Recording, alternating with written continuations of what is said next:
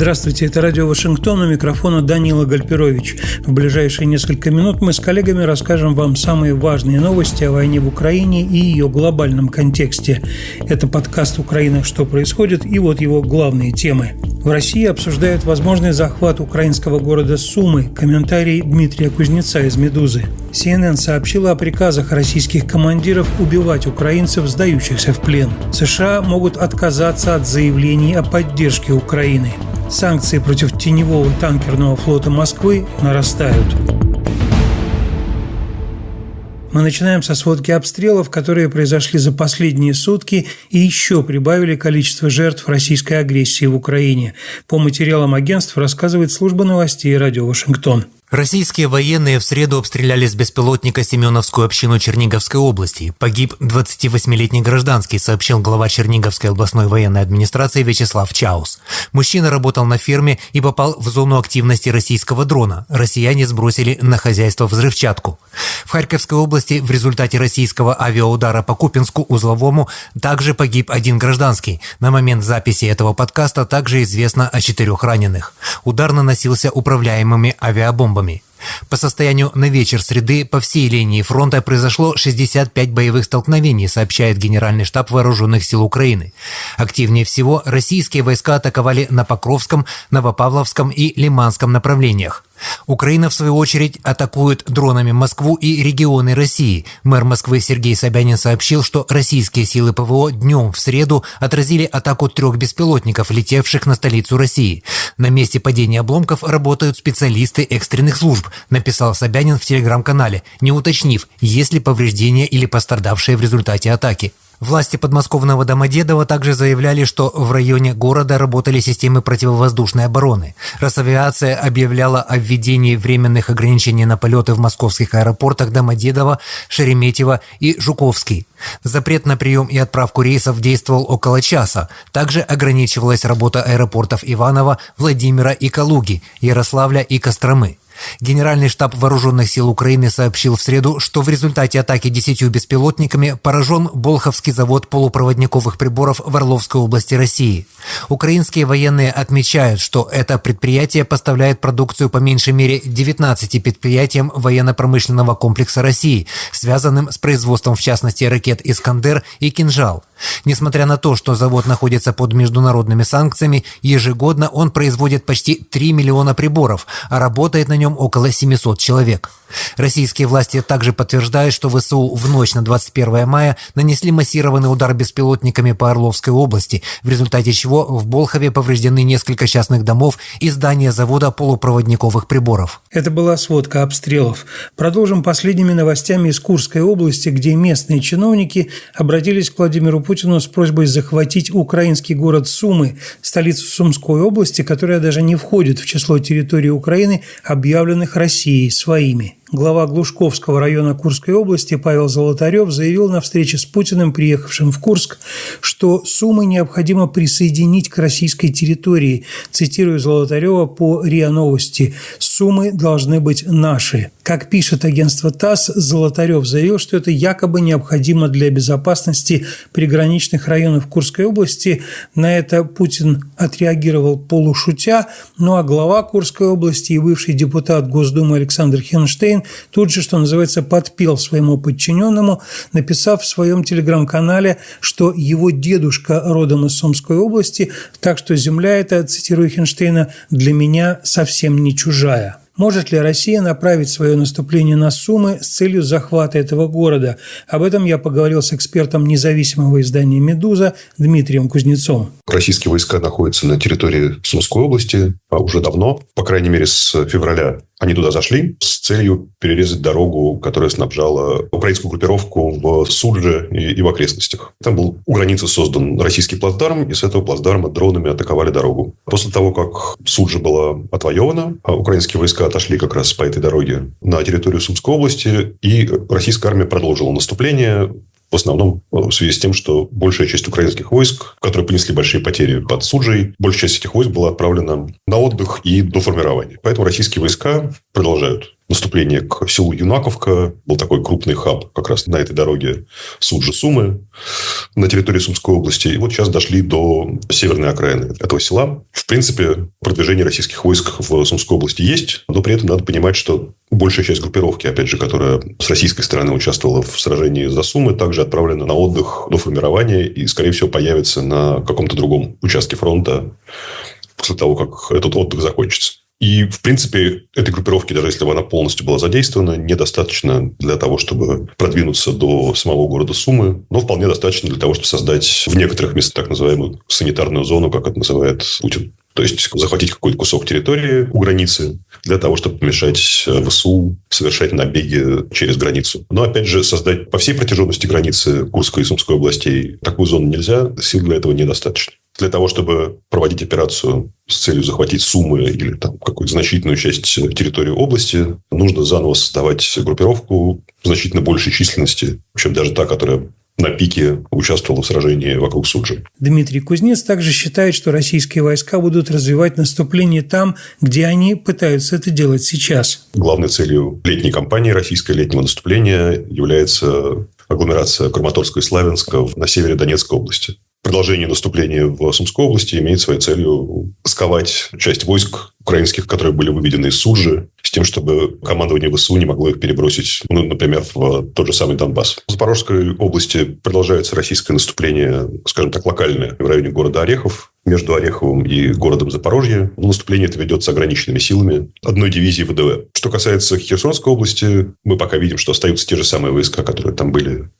и в 2024 году, которые воевали вокруг украинского плацдарма на восточном берегу Днепра. Для того, чтобы попытаться изменить линию фронта в Херсонской области, российским войскам нужно форсировать Днепр, что сейчас кажется невозможным. То есть, понятно, что переплыть его на катерах можно, но создать устойчивый плацдарм, наладить снабжение, доставить туда тяжелую технику на этот плацдарм сейчас невозможно. При нынешней тактике, которая есть у обеих сторон, и при нынешних возможностях российской армии. Так что основное наступление, которое мы сейчас видим, и которое уже очевидно реализуется, это как раз наступление со стороны восточных окраин Покровска и со стороны трассы Покровск-Константиновка в направлении Краматорска и Славянска. Военный аналитик «Медузы» Дмитрий Кузнец.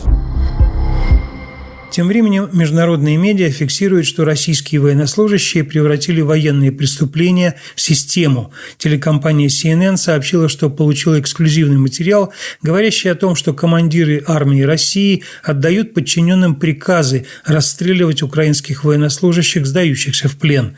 В частности, речь идет о казни 6 украинских бойцов на востоке Запорожской области в ноябре прошлого года.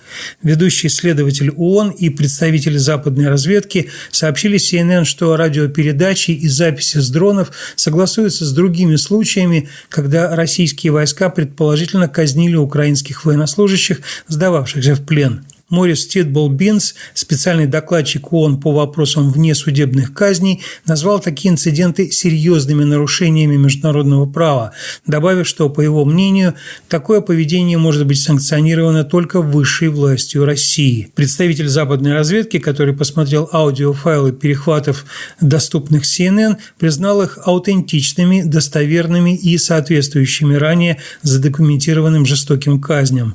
На все это отреагировал МИД Украины.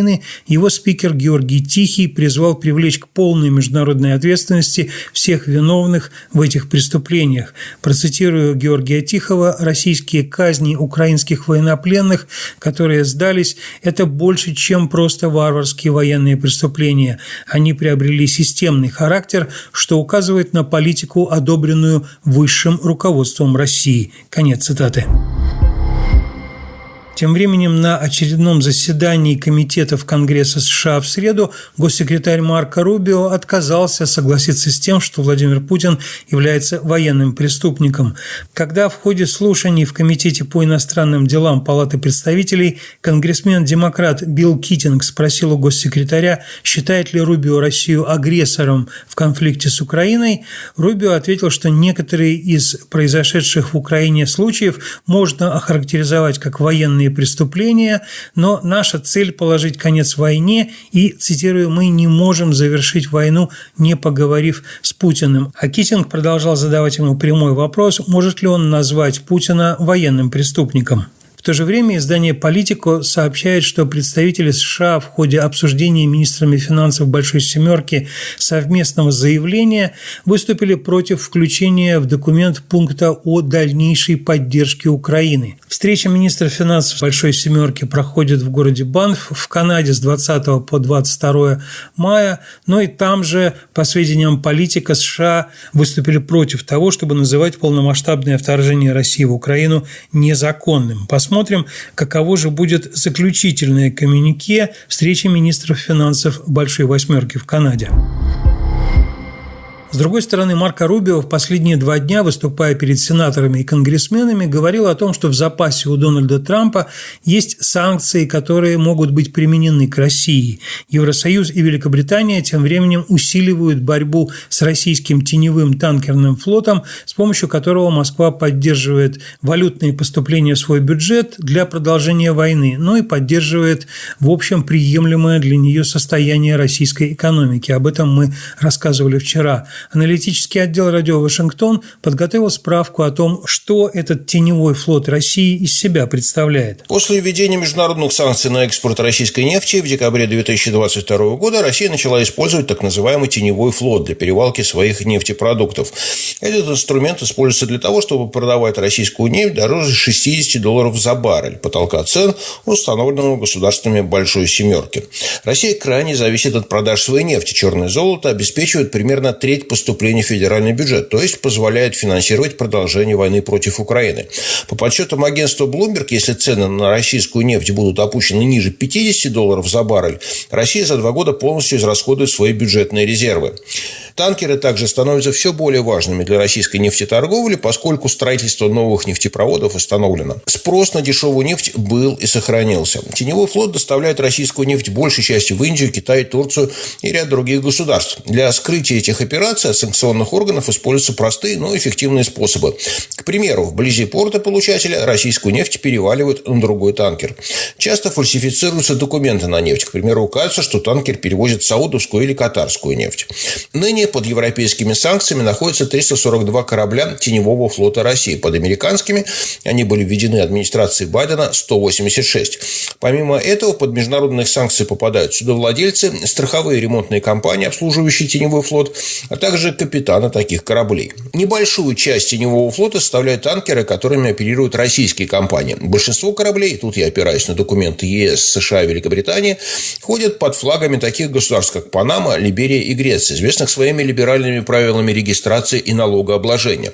В 2024 году агентство Lloyd's предположило, что для проведения нефтяных операций Россия использует до 20% мирового танкерного флота.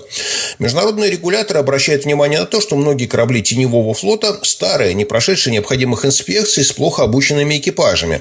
Они часто не имеют адекватных страховок, и некоторые из них периодически отключают транспондеры, что затрудняет слежение за ними. Это ставит под угрозу безопасность других кораблей и побережий. Так, в январе груженный танкер под панамским флагом, как считается, принадлежащий к российскому теневому флоту, потерял ход вблизи побережья Германии и был задержан властями страны.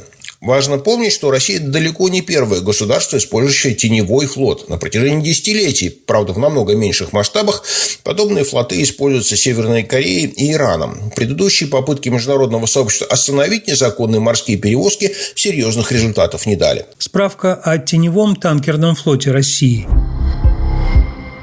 Этим материалом аналитической службы «Радио Вашингтон» мы заканчиваем очередной выпуск подкаста «Украина. Что происходит?».